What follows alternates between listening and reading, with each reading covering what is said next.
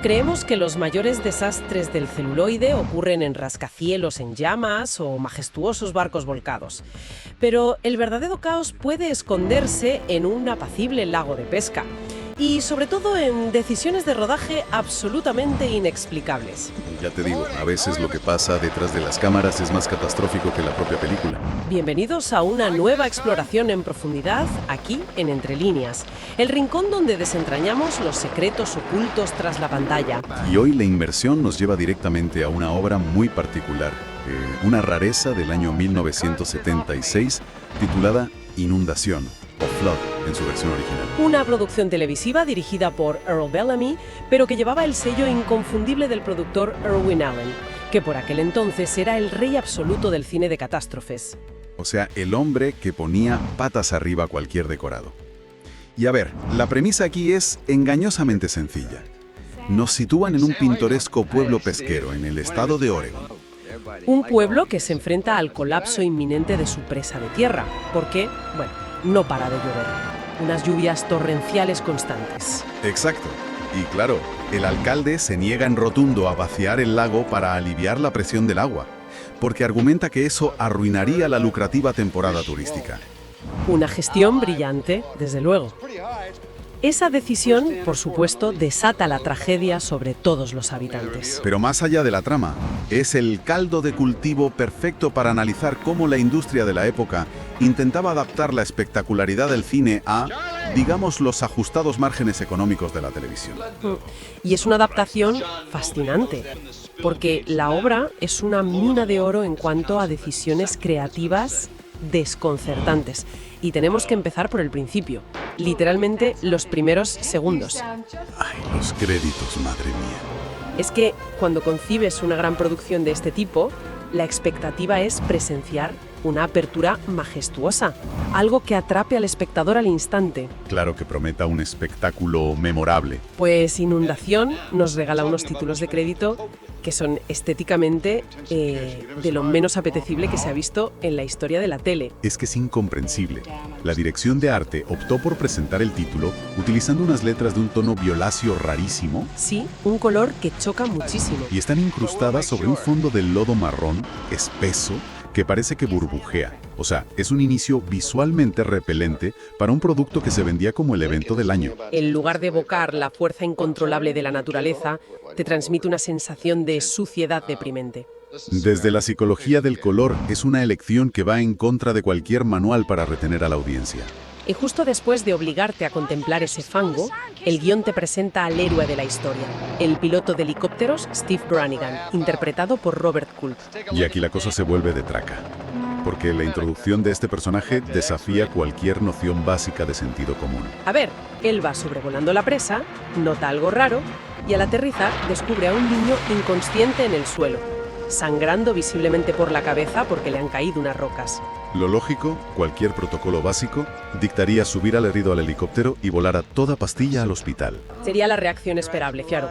Pues el bueno de Steve decide que la mejor asistencia médica consiste en quitarse su propio pañuelo del cuello. Un pañuelo que a saber cómo estaba. Se lo enrolla en la cabeza ensangrentada al niño, lo despierta a sacudidas y le dice que se vaya caminando a casa a pie. Es increíble.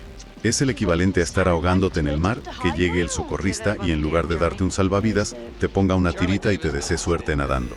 Un nivel de negligencia descarado. Cuesta entender cómo pasó el filtro de los productores. Bueno, si lo conectas con el panorama de los años 70, entiendes que los guiones cimentaban la masculinidad en esa dureza extrema, como que un traumatismo craneal es un rasguño. Un simple rasguño, claro. Vete a casa, chaval. Narrativamente es un recurso perezoso. Necesitaban que el niño siguiera por el bosque para crear tensión luego, pero sacrifican la lógica y convierten al héroe en un irresponsable. Hablando de recursos perezosos, el trato al reparto secundario es para enmarcar. En esos primeros minutos aparece nada menos que Roddy McDowall. Un actor con una trayectoria impecable. Exacto. Pues el piloto, negligente, lo deja en un muelle para pescar. McDowell dice exactamente una línea de diálogo en toda la película. Le preguntan qué tal está y él responde, ¿que cómo estoy? Y ya está, cortan la escena. Jamás vuelve a aparecer, no se le menciona, no sabemos si sobrevive al agua, nada. Desaparece del metraje. Esto destapa una táctica muy agresiva de las cadenas de entonces. Usaban los contratos de estrella invitada como mero cebo para subir la audiencia. Claro, ponían su nombre bien grande en los periódicos. El público encendía la tele esperando ver a McDowell luchando por su vida. Pero la realidad es que su participación se redujo a unas horas de trabajo. Cobró por esa frase y se fue a su casa. Un truco de magia corporativo impecable. Y el héroe principal tampoco es que tenga mucha prisa por salvar a nadie. Robert Culp se pasa casi todo el primer acto intentando ligar con una enfermera. Su prioridad no es la presa a punto de reventar, es desplegar sus encantos para llevarse a la chica de vacaciones a San Francisco. Muestra una apatía tremenda hacia el peligro. Pero aquí la película da un giro. Ojo con esto, porque pasamos de este héroe pasivo a un entramado de personajes que es una clase magistral de clichés y de las limitaciones de producción de la época. Es fundamental hablar de las brechas generacionales inexplicables en las parejas románticas de la historia. Muy sintomático del Hollywood de aquella década. Por ejemplo, Martin Milner interpreta al mecánico del pueblo, la voz de la razón. Y según el guión, es la pareja de Barbara Hershey. Y el detalle visual que chirría muchísimo es la diferencia de edad. Hay 17 años entre ellos. En pantalla, la disparidad es tan evidente que él parece su padre. Para los estándares de hoy en día, resulta profundamente extraño. Y la extrañeza llega a niveles absurdos con otra pareja del reparto, Cameron Mitchell y Carol Leonard. Interpretan a un matrimonio, también con mucha diferencia de edad. Pero el detalle logístico asombroso, la verdadera magia del cine, es que en toda la obra jamás llegan a compartir un solo milisegundo juntos en pantalla. Es como las reuniones virtuales de ahora. Todos interactúan mirando a una cámara, pero nadie comparte el mismo espacio físico. El montaje hace unos malabares tremendos. Portan de un rostro a otro simulando una charla intensa, pero la falta de un solo plano general los delata al instante. Esa ilusión forzada es el resultado de la fragmentación de agendas para ahorrar dinero, supongo. Por supuesto. La logística de un presupuesto ajustado manda sobre la coherencia. Lindley seguramente grabó todo en un estudio cerrado en 2 días, y Mitchell rodó en exteriores semanas después. La sala de montaje intentó convencernos de que existía un matrimonio unido, pero la realidad económica dijo que relación a distancia obligatoria. Y frente a estos matrimonios fantasma, tenemos al alcalde John Cutler, interpretado por Richard Bessar, el antagonista carente de cualquier matiz. Es el villano de manual. La dirección subraya su maldad con trazos muy gruesos. Fuma en pipa ceremoniosamente, lleva un bigote severo y atención a la sutileza. A ver, cuéntalo. Oculta físicamente, dentro de un cajón bajo llave, el informe de ingeniería que advierte del colapso de la presa. Solo le faltaba acariciar a un gato blanco mientras se ríe malévolamente. Es que la construcción de este alcalde representa la desconfianza hacia los políticos que había en Estados Unidos tras el Watergate.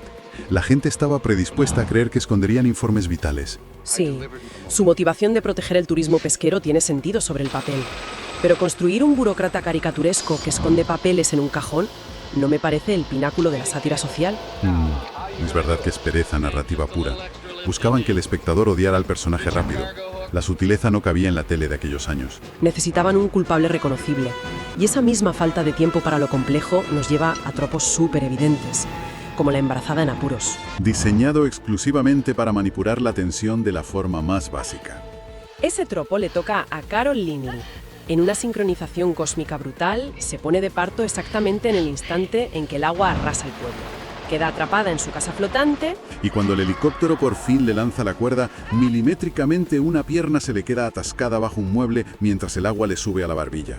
Es un recurso tan manido que te imaginas a los productores marcando casillas en una lista de clichés obligatorios. Y esto llevó a algo que nadie esperaba. Exacto. Nos lleva a exponer cómo se desmorona toda esa grandilocuencia frente a la dura realidad del presupuesto, porque la publicidad de esta obra rozaba el engaño. Desde luego. La cadena NBC hizo una campaña agresiva diciendo que era la producción televisiva más costosa y espectacular de la historia. Presumían de $2,5 millones de dólares. Que sobre el papel estaba muy bien para la televisión, pero era calderilla comparado con lo que Irwin Allen gastaba en los cines. Esa reducción económica quedó al descubierto dolorosamente en el clímax visual, la famosa ruptura de la presa. Y la solución para maquillar la falta de dinero es un clásico de la serie B.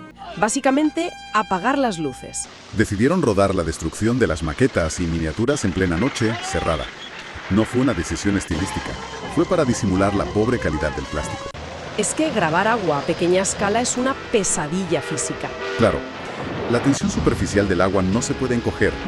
Una gota sobre una casita a escala 1:10 parece una esfera gigante de gelatina. Así que al rodar en la más absoluta oscuridad, evitan que los focos creen reflejos reveladores en esas gotas gigantes, ocultando la textura irreal del cartón piedra. Usar las sombras para tapar carencias es comprensible, pero la estrategia de reciclaje que usaron después cruza la línea hacia lo indefendible. Completamente. Para mostrar la devastación cuando el agua llega al pueblo, los montadores insertaron metraje de archivo de inundaciones reales. Es un despropósito estético. Es como aprobar un trabajo del colegio entregando un collage con recortes de revistas distintas. El descaro llega al punto de incluir planos insertados que están en blanco y negro. Eso demuestra una desesperación absoluta en postproducción. Querían inyectar grandilocuencia sin gastar $1 en rodar metraje nuevo. Insertar material granulado de desastres de hace décadas en medio de una película a color del 76 dinamita la continuidad por completo. Te saca de la historia.